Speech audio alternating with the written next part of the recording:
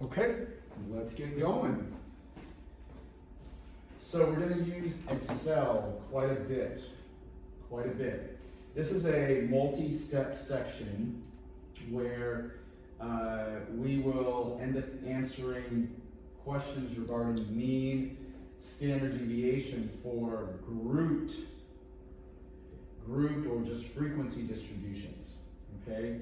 And so when we have a large data set that is ended up being in groups, in a group frequency or a large data set in general, then oftentimes what we need to do with, rather than a small data set, is we have to look at all the numbers here. We have to use a slightly different approach, but it's the same concept as we've done before. So all that to say is that we're going to be working with frequency distributions, group data sets, and finding mean and standard deviation from them, rather than what we came from before, which was what? Small data sets. 5 to 10 elements in a data set, that's it. Look at this, we've got 35 things that range from 61 to 64 degrees. 68 items that range from 65 to 67 degrees, and so on. This is a lot of items here. So, with that said, first thing you want to do is download your data set. So we're going to open up our data set in Excel. Okay, and then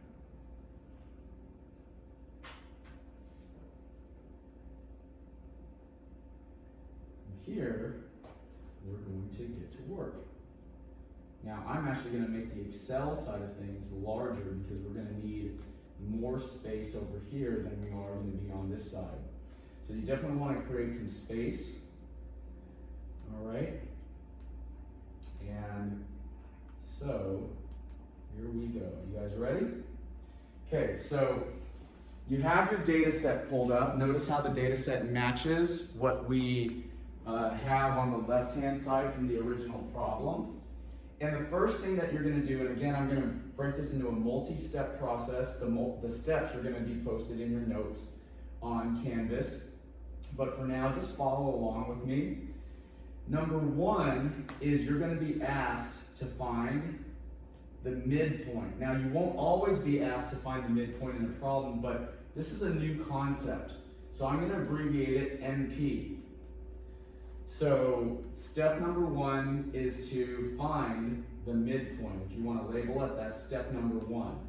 So step one, whether they ask for it or not, like in future problems, they're not going to say, oh, go find the midpoint. You're going to just need to know that. So step one, find the midpoint. What is the midpoint? The midpoint is the average of the lower limit from each successive class. What do I mean by that? So I'm going to circle some numbers here that are important, and you will always use these numbers when finding the midpoint. 61, 65, 68. This is going to be 70 because it's just one there. 71, 73, and 77. Those are all important numbers for finding the midpoint. You guys with me so far? Now, if I want to know the midpoint for this class, what I do is I take this lower limit and this lower limit from two successive classes, one after another, the bottom of the first one, the bottom of the second one, the lower limit of each of them. And I'm going to average those. Or you can just look at it. What's the number that falls between 61 and 65? 63, right? So you could do it that way and just eyeball it, or you can literally do, okay, well, 61 plus 65 divided by 2. Isn't that averaging them? So you can, if you're not comfortable, you're not confident with averaging them in your head, what's right in between 61 and 65? 63. If you're not comfortable with it, go do the average of them. 61 plus 65 divided by 2, there's 63 again. You guys follow me? Okay? So what you need to do is you need to do that for all of these. And it's always one after another. So what's the next one? 65 and 68. What's right in between 65 and 68? Well, it's a little bit harder to see, but that one is probably 66.5. If you're not sure of that, again, go do the average. 65 plus 68 divided by 2, 66.5. You guys with me so far? Go do the next one. That would be 68 and 70. What's in between those? That one's easy, isn't it? 69. Again, if you're not sure, do the division. You could do, okay, 68 plus 70 divided by 2, 69. But again, you should be able to eyeball that one. What's the next one? 70 and 71. What's in between those two? 70.5. And if you're not sure, average those. Next one. I've got, what, 71 and 73? In between those is 71.5. Between 73 and 77. If you can't see that one, don't blame me, but it's 75, or at least it should be. Okay? And now, let's go do the last one. What goes here? This is the trickiest of them all. So, is there another one down here? No. It's always been compare the two, compare the two, compare the two, or not compare, but average, average, average, average, average, right? But this one has nothing to average with to find that midpoint. So how do we handle it? Well, what if there was another category? What number would go here logically? 81. So if there were another category, it would start at, or another class, it would start at 81. So average it as if the 81 was there. What's in between 77 and 81? 79. And there you go. Does that make sense? So that is how you calculate the midpoint for a grouped frequency distribution. So I'm going to put all my values in here. Hopefully you're doing yours. And I'm going to check my answer. Now again, in the future, they're not going to give that to you. You're going to just be expected to do it. Oh great, I made a mistake. Where's my mistake? Where's my mistake?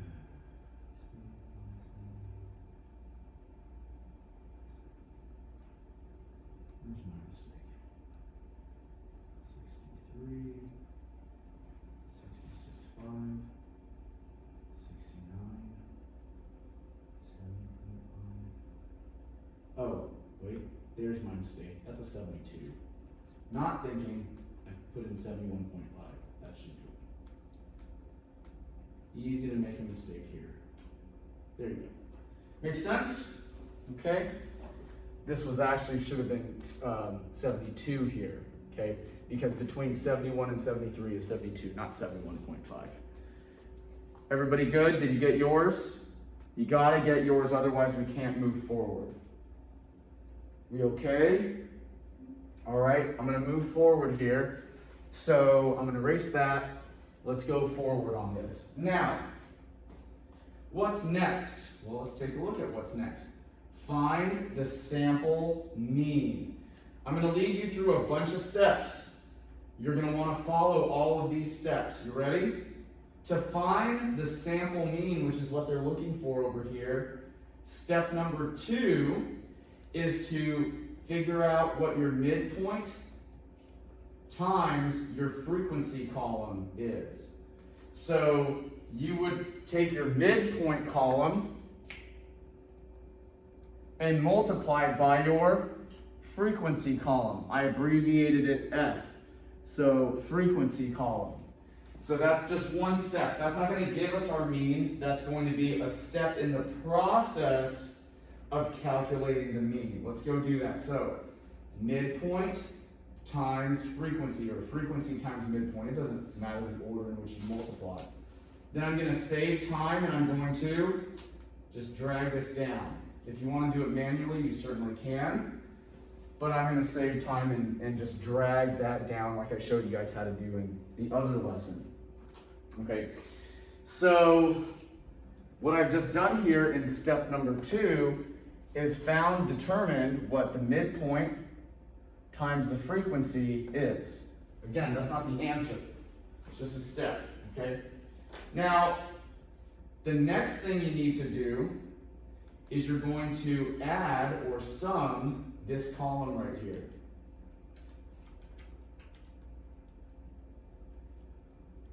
Okay, you're going to add that up. That's just a step in there. So this is kind of like, I guess you could call it 2A. So this would, I call it 2A step. It's not all done yet. This is like step 2A. What is it? You added up all of these, you added up these values here, what you got from midpoint times frequency. Okay? Everybody with me so far? 2B is you're going to add up your frequencies. So that's 2B. So step 2, you multiplied your midpoint and frequency. Then the next 2 steps, you're going to add the frequencies, add the midpoint times frequencies. You with me so far? Could you do all this by hand on a piece of paper and a calculator? Sure you could. But again, like I said, I do this with Excel to save us a bunch of time and to present the information a little bit clearer. Now, your mean is your step from 2A divided by 2B. So that the answer for our sample mean is the quotient of these 2 values. So if you didn't calculate this right, this is going to be off. Didn't calculate this, this is off. Didn't divide them, then you won't have your mean. You guys with me so far? Okay? So what's our mean? There it is. And this is a very important value. Okay? And so round to 1 decimal place, 70.8.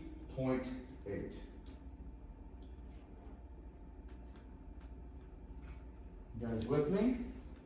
Make sure you can get your mean correct. I think I did one wrong. Okay? Let's double check your work here.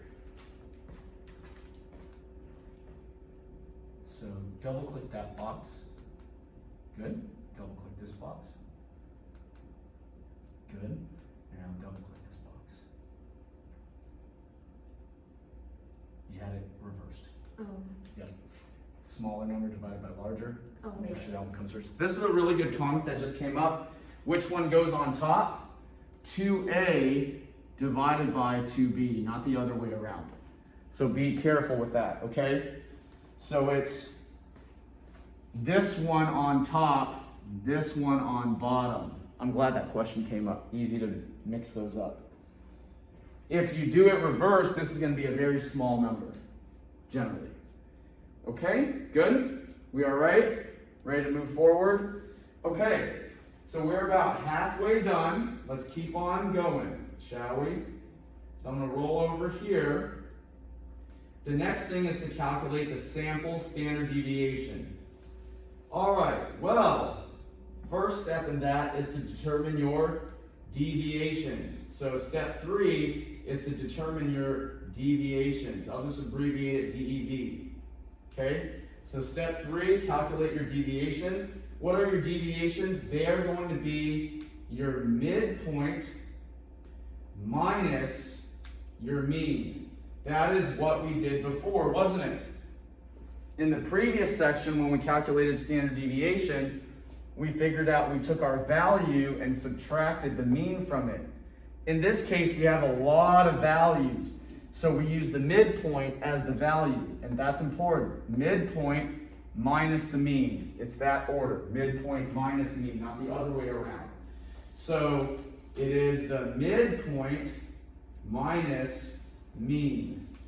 Midpoint minus the mean. There's a shortcut for doing this. I'm not going to say it yet, but I'm just going to do it by hand right now. Midpoint minus mean. So I'm doing it for all these. And there's my final one, midpoint minus the mean. And there are all of them. And that is step number 3. Oh, sorry. Label your steps. I should have just made 3 is your mean, actually. Sorry, guys. Should have done it this way. So correct your steps. 4 is your deviations. I should have added that as a step. Okay? Did you guys see the correction I made there? Step 3 is to actually calculate the mean. Step 4 is your deviations. And that aligns with your notes. Got it? You guys with me so far? Okay. So let me erase this because this is no longer relevant. Okay. And then this either. All right. So we've now calculated our deviations. The next thing, step number 5, is to calculate the deviations squared. Okay, so what are you going to do? Just like we did when we were calculating standard deviation, we square the deviations.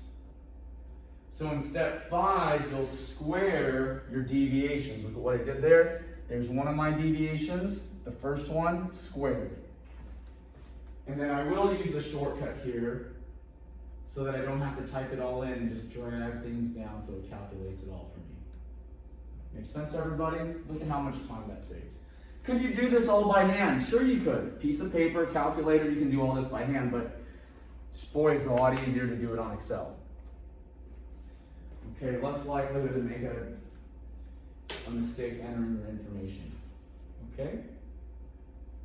You guys with me so far?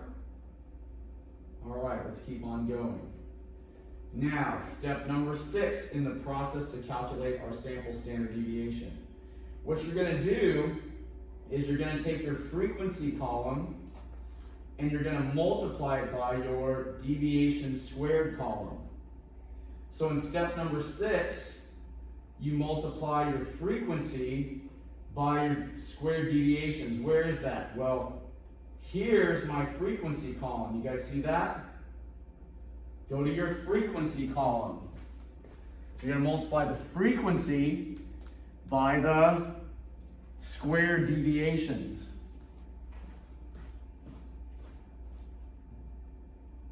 Whoops, messed that up. Let's try that again.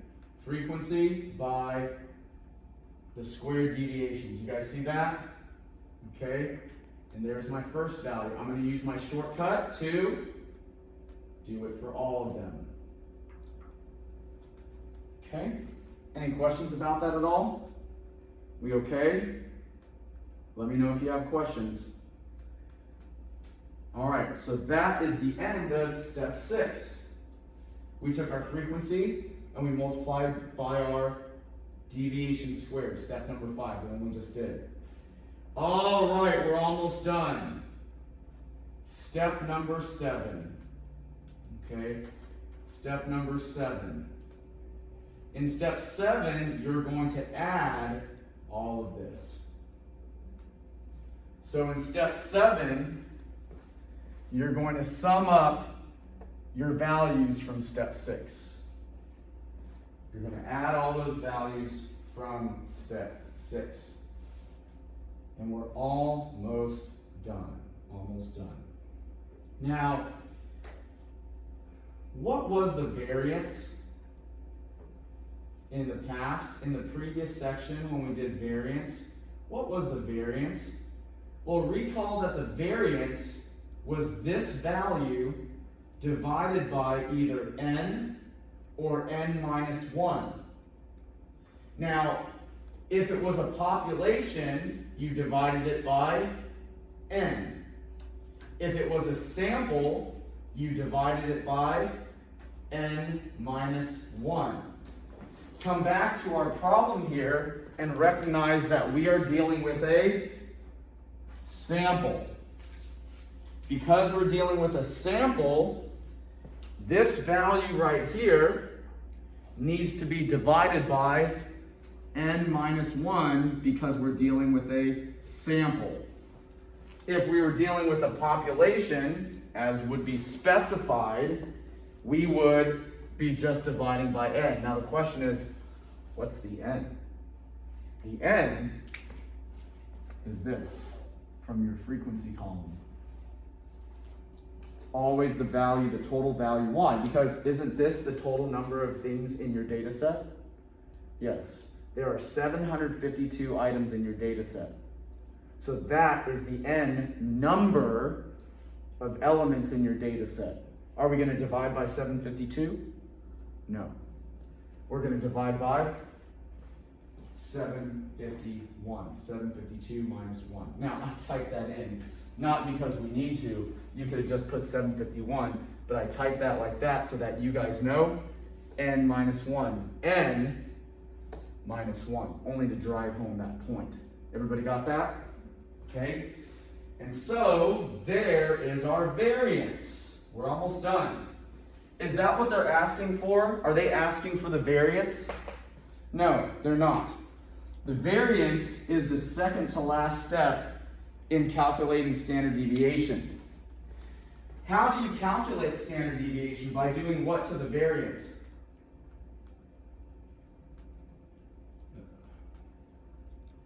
What do we do to the variance to calculate standard deviation? We take the square root. So, as we discussed in the prior lesson, if I know the variance, then I know that the standard deviation is going to simply be the square root of my variance. And that, right there, is my answer. Oops.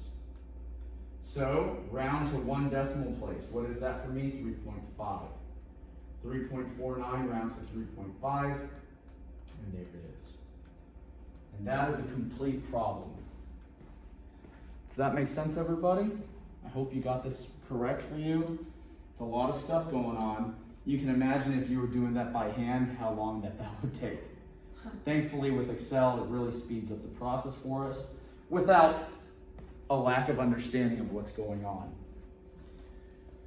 And less chances of making a arithmetic mistake or an input error. Any questions about that at all? And those are all 9 steps laid out from the beginning all the way to the end. Got it? Any questions? All right, let's go do another one.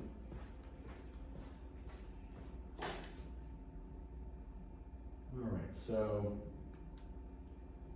let's go to the next one, number 2. All right, so I'm going to close out this one and we're going to start all over again. Here it is. So hopefully you guys got that, okay? And let's do this. You know what, I might save you guys a little bit of time.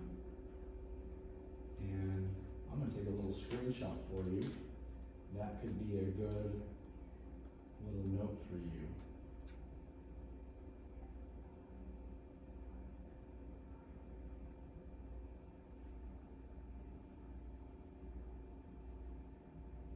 And I'll post this up, and that's a great set of notes. Just that alone. Okay? All right. So, close this out. Open up our next data set. And okay, so here's the next problem. Look over to the right here. There's the double boxes, right? And so let's open it in Excel. And all right, I'm going to make this one smaller because we actually need more room. And so here's my data set. Notice how in Excel they laid it out vertically instead of horizontally, which is very helpful. Okay, now, immediately, they do what? They don't even ask you to calculate the midpoint because they expect you to know that that's part of the process. Immediately, they jump to this. What is that symbol for? That is the symbol for the mean of a what? Population. Just as a reminder, X bar is the symbol for the mean of a sample. Just as a quick refresher. Remember that the symbols make a difference in helping you remember what you're calculating and identifying what they have in context with the bigger picture, right? Okay, so be aware of that. So we're going to go through our entire process here that we did before. Let's get going. Step 1, find the midpoint. No matter what you do here when you're dealing with a group distribution, when there's classes and a range. See, there's a range. Each of these are known as classes. So when there's a class with ranges, you have to find a midpoint for that to find the mean ultimately. So here we go. Well, mine's easy. In fact, yours are probably really easy, right? This is so much easier than the previous problem because these are all super, super easy numbers to work with, aren't they? Just a quick note before we get going. What number should go here? 110, right? Okay. And that should help you with figuring out your midpoints. I'm going to go do mine right now. And so here we go. 50 to 60, what's in between? 55, 65, 75, 85, 95, and 105. You guys follow? This is a much easier problem because averaging these, or just looking for the middle number, is a much easier task than what we had in the previous. Okay, let's keep going. What's step number 2? Step number 2, and I don't expect you to remember it, but step number 2 is to take your midpoint and multiply it by your frequency. Now, what is not so clear here is which one of these columns represents the frequency. Which one do you think represents the frequency? The what column? Which one? Lower limit, upper limit, days? Which one? Hopefully your days. That's your frequency column. Okay? So you need to multiply the midpoint by your frequency column, which in this case would be your days. All right? Now I'm going to take the shortcut here, drag it down, and it calculates it for us. And that's step number 2. Any questions about that at all? We doing okay? All right, let's move on. Now, remember that there was a 2a step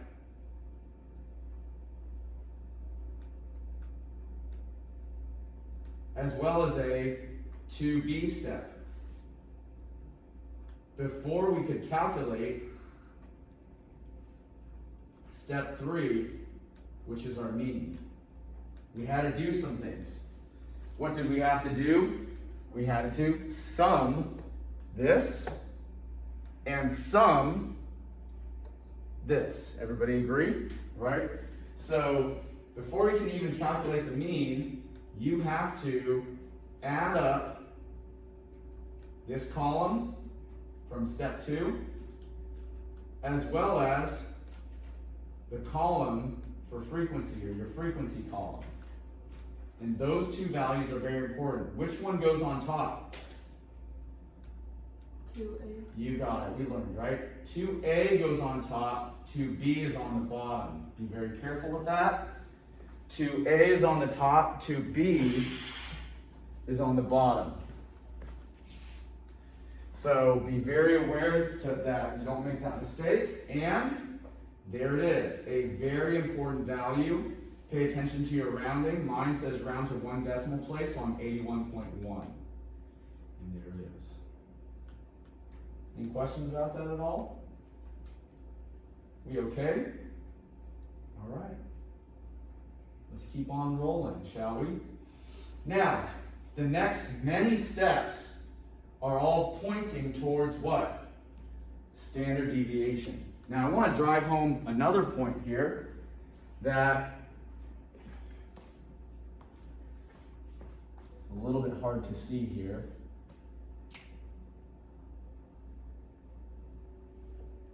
right? This symbol right here is what? The symbol for standard deviation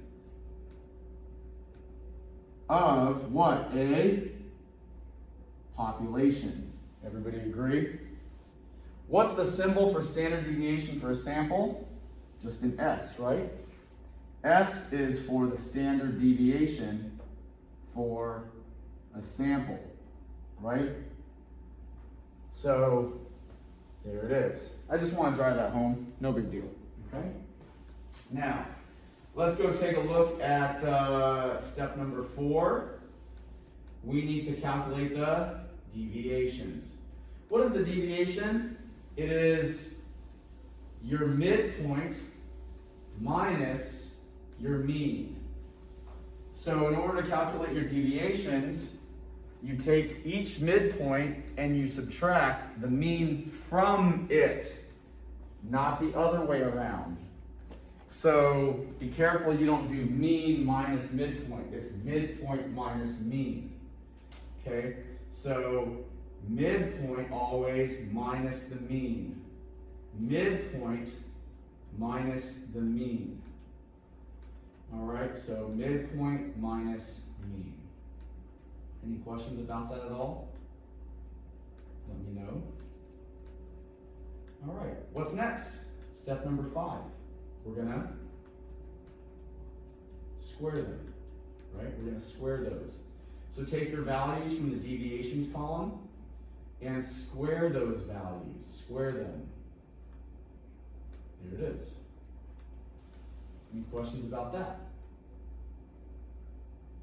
You okay? All right. Now, this is actually a tricky step. Step 6, you take your frequency column and multiply it by your square deviations. So this one is one that's so easy to forget.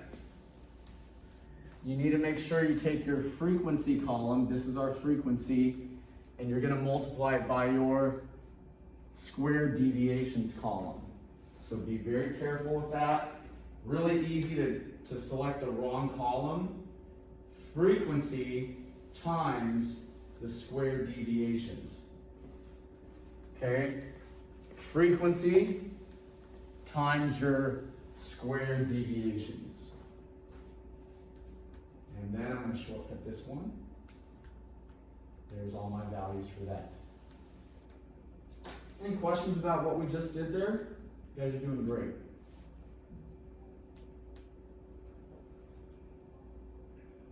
Good?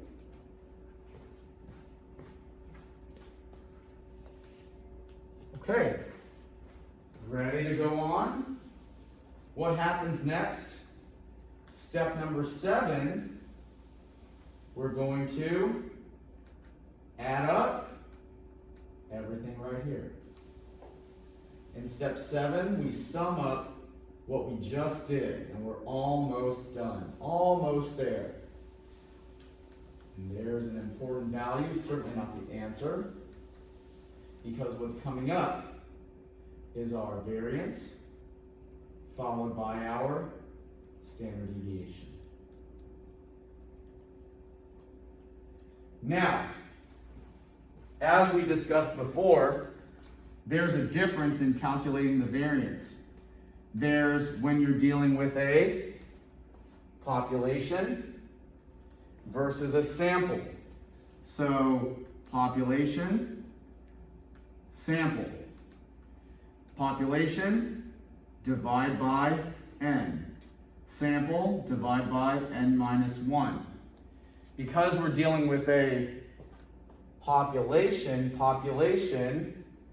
and I think they say it another time here, population, then you're going to divide this one by n. You guys follow? Now, where is n? Which one was the n? Right here. It is the sum of your frequency column. It's always going to be your n.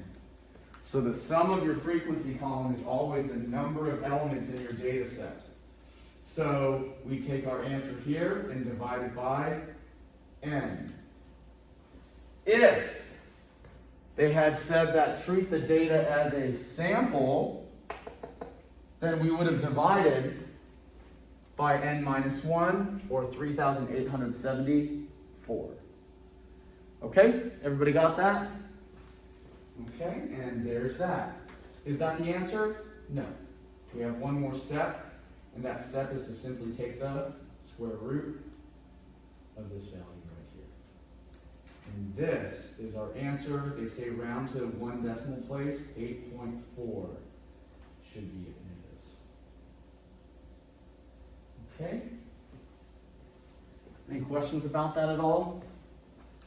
You guys are doing a great job. Please let me know if there's any questions. I'd be happy to help you. Good? All right, let's keep on going. There's a couple of follow-up questions here. I think it's one or two. We'll see. Use the frequency histogram of the data to verify that the distribution is bell-shaped. So, here's the deal. Assume that this is correct. They created a histogram of this data right here, right? They created it of this data right in. So if you wanted to make a histogram of that data, this is it. Does this look bell-shaped? In general, it does. Why does it look bell-shaped? Because if you kind of cleaned it up just a little bit or drew a curve through it, it'd be pretty much a bell. And so while it's not perfect, it is indeed, or can indeed be considered bell-shaped. Okay? Now, the next thing I want to discuss is the empirical rule. So recall that when you had a bell-shaped distribution, if we had a mean, whether the mean was for a population or the mean of a sample, I just used two different symbols, right? We talked about that. That one standard deviation, 68% of your data should fall within that. That was in the previous lesson. Then, let me erase this one. Then if we went out two standard deviations, 95% of your data should fall within that range. And then if we went out three standard deviations, 99.7% of your data should fall within that range.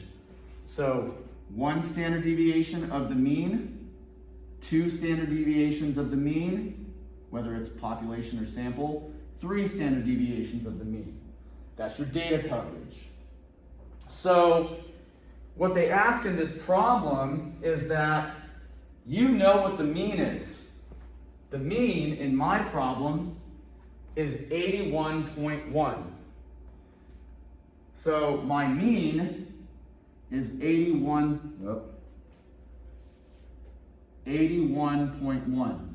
Follow? We just determined that our standard deviation is 8.4.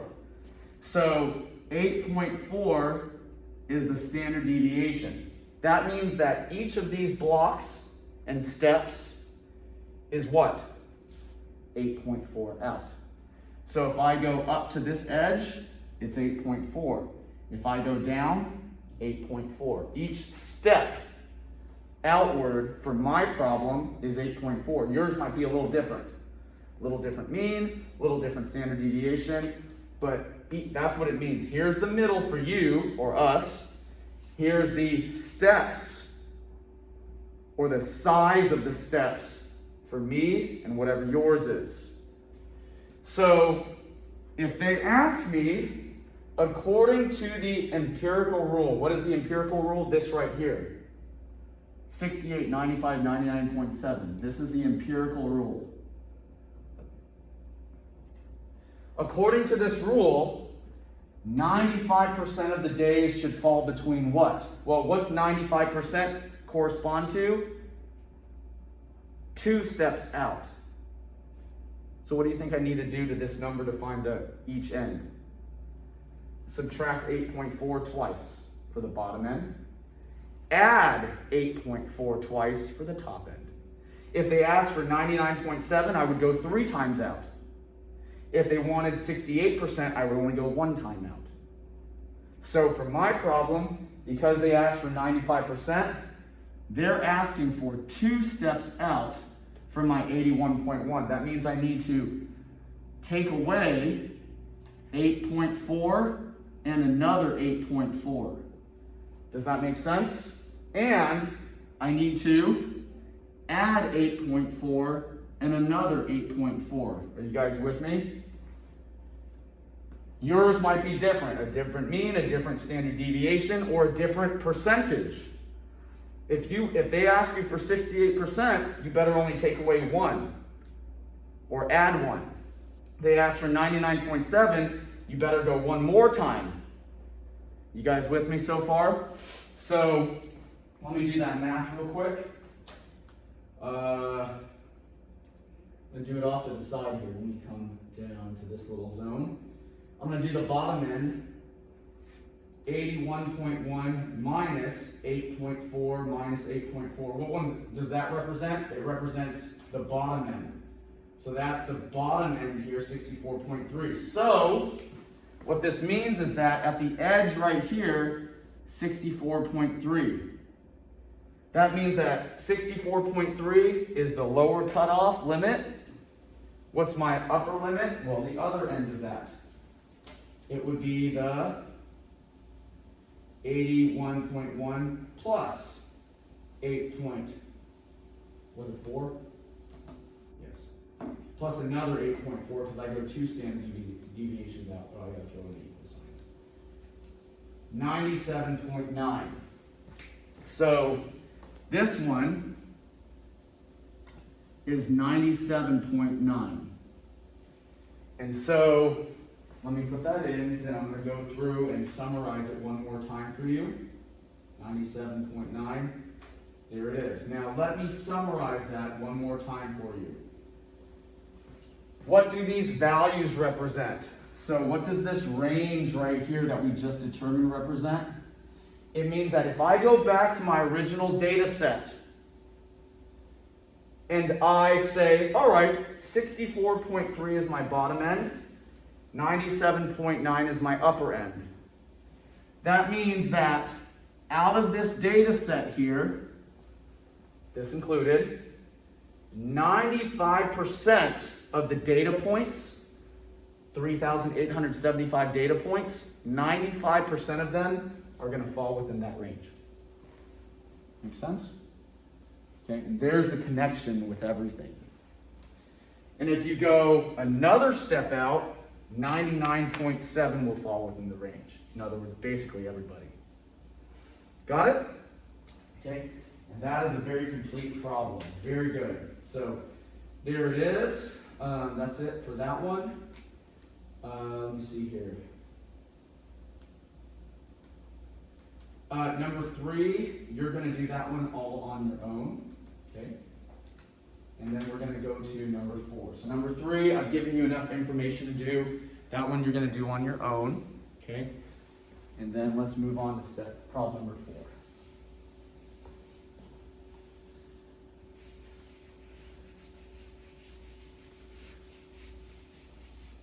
You guys are doing great. A lot of information going on here. And I'm just going to use my spreadsheet here to do the calculations for this problem. All right, so let me see if no, not very pretty.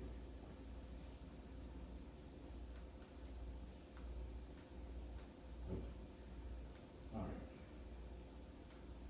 right. Okay, so let's take a look at this next problem. And you're not going to create much of anything for it. I'm going to show you how to do it. It says, Susan has just completed her 2nd semester in college. She earned a grade of A in her 1-hour linear algebra course. I'm going to start putting down information. You ready? In fact, let me do it so I don't have to retype things. I'm going to type it in here rather than write it. So what happened? Let's write things down here. She's got a algebra course. She earned an A in it, and it's 1 hour. Did I just put down the information? Yes, right? Not doing anything special, just writing down what's there.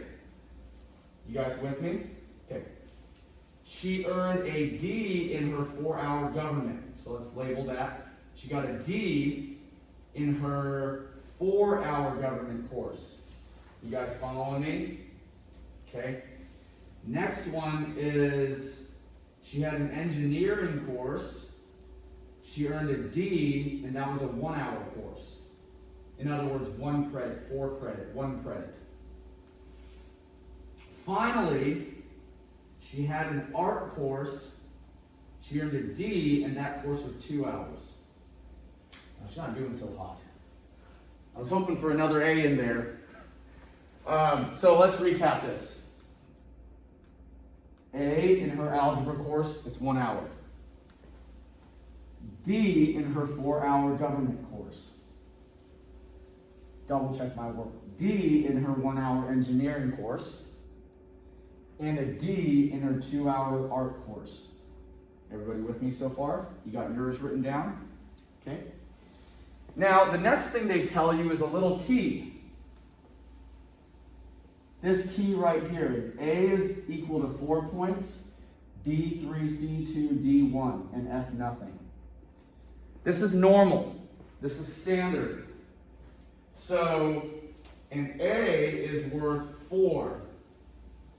So, an A is equal to 4, a B is 3. You don't have to write this down. A C is 2, a D is 1, and an F is worth 0 points.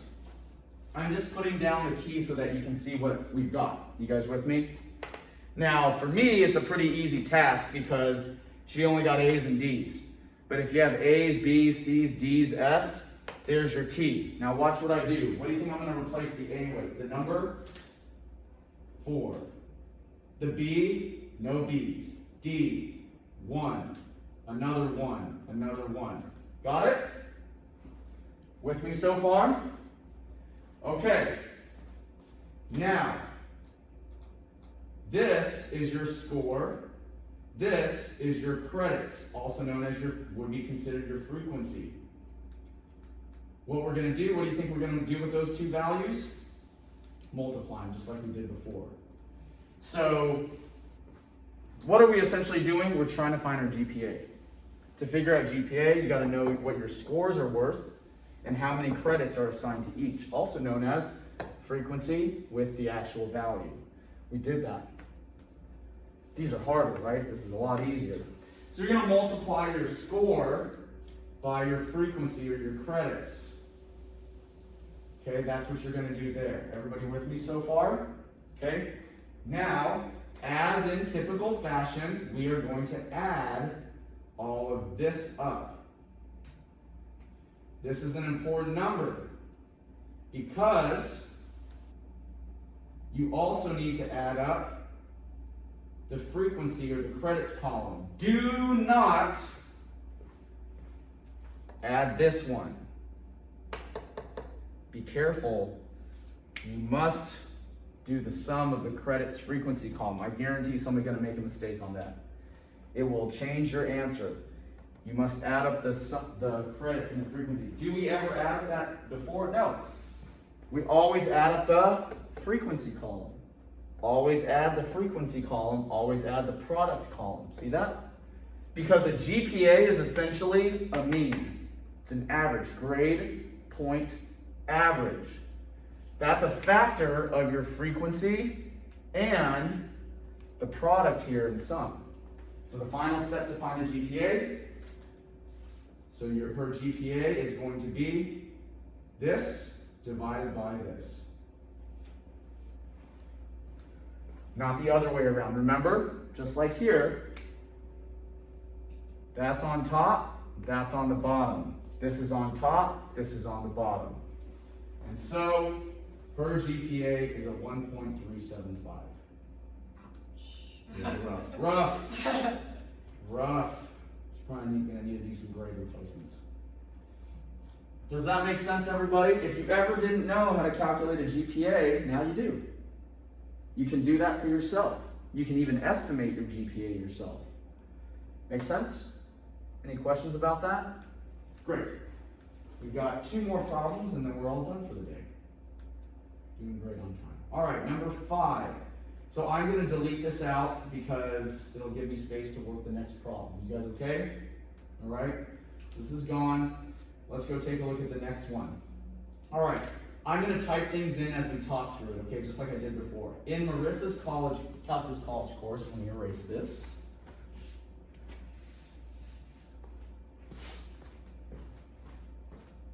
In Marissa's calculus course, attendance, let's write that down, attendance counts for 5% of the grade. Quizzes count for 20%. Exams count for 60%. Yours might be different, so don't go off my numbers necessarily.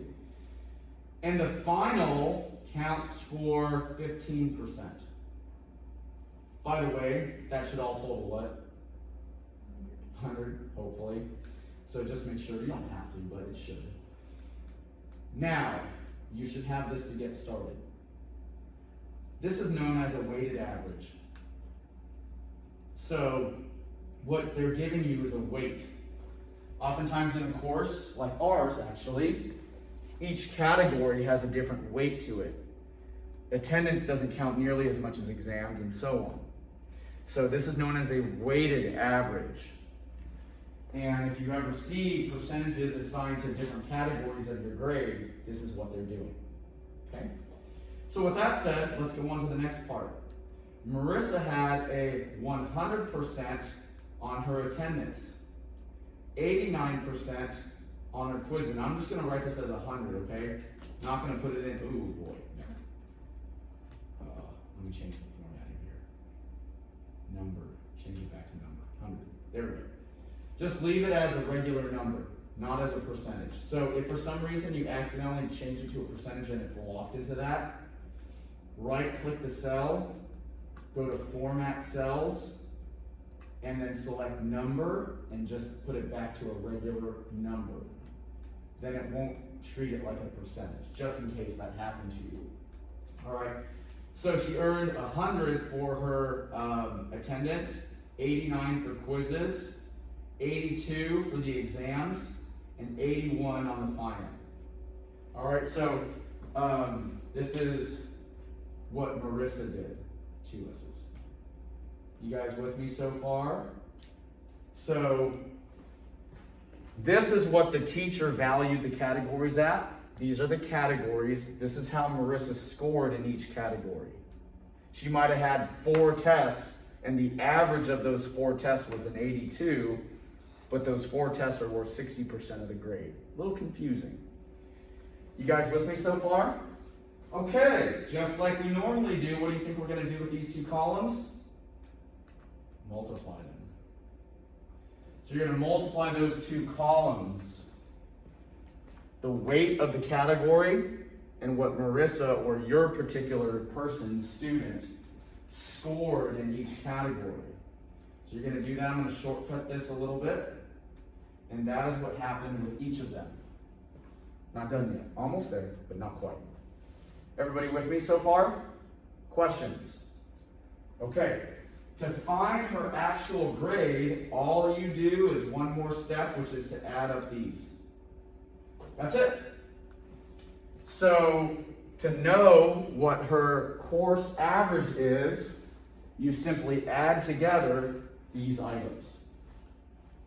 And so, her course average is an 84.15 for my problem. For Marissa, for yours it might be a little bit different. Okay? Does that make sense? Can you do this by hand? Sure you can. You can do this on paper with a calculator, or you can do it in Excel. It doesn't really matter.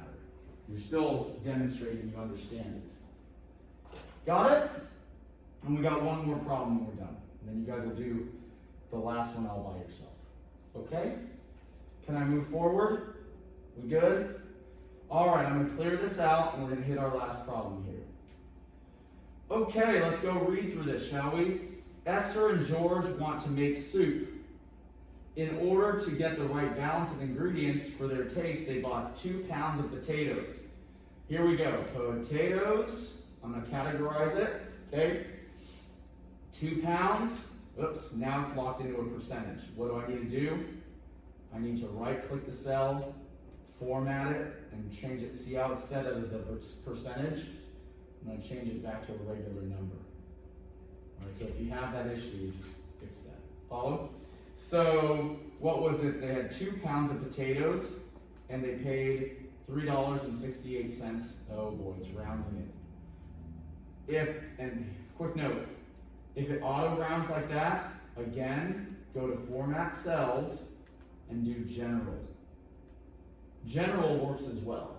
General or number, we're going to put regular numbers in there. Okay, does that make sense, everybody? So sometimes what it does, it's too smart, sort of, for its own good, trying to make it convenient for you. Thinks that you want it rounded, you don't want it rounded, we don't want it rounded, so change it back to regular. Okay? All right. So 2 pounds, $3.68. You don't really have to do the dollar sign on it. That's not important. So I will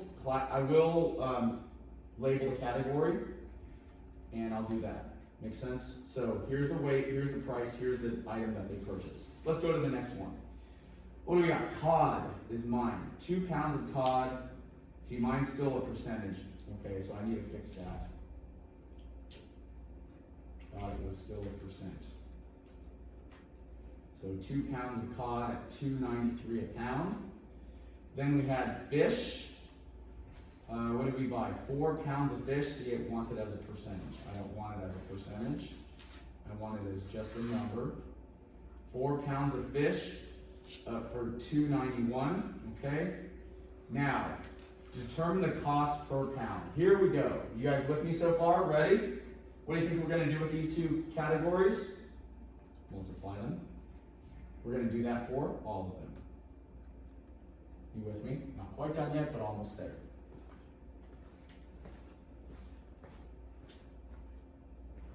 Okay. Now, very important steps. First, add up how much you spent in total. That's how much Esther and George spent on their groceries, isn't it?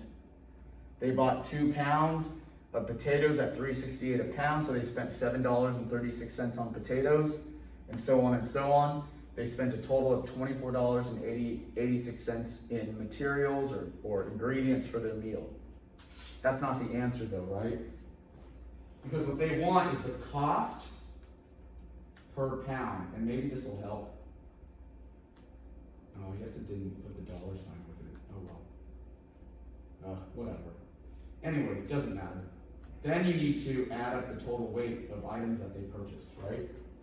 Because they want the cost, there's the cost, per pound. There's the poundage. There's the weight. You need to know how much total product you purchased. And there it is. Is that the answer? No, because the cost per pound is going to be the cost divided by the pounds. That's what's going to give us the answer. How much did you pay? How much did you buy it in weight? The division or the ratio of those two tells you how much you spent on average. So that is 3.11. How did I say 3.11? It says round to the nearest cent. The 7 rounds it to the nearest cent. What's the cent? The hundredths place. Make sense ever? Oh boy, what did I do? Round to the nearest cent? Do you not like that?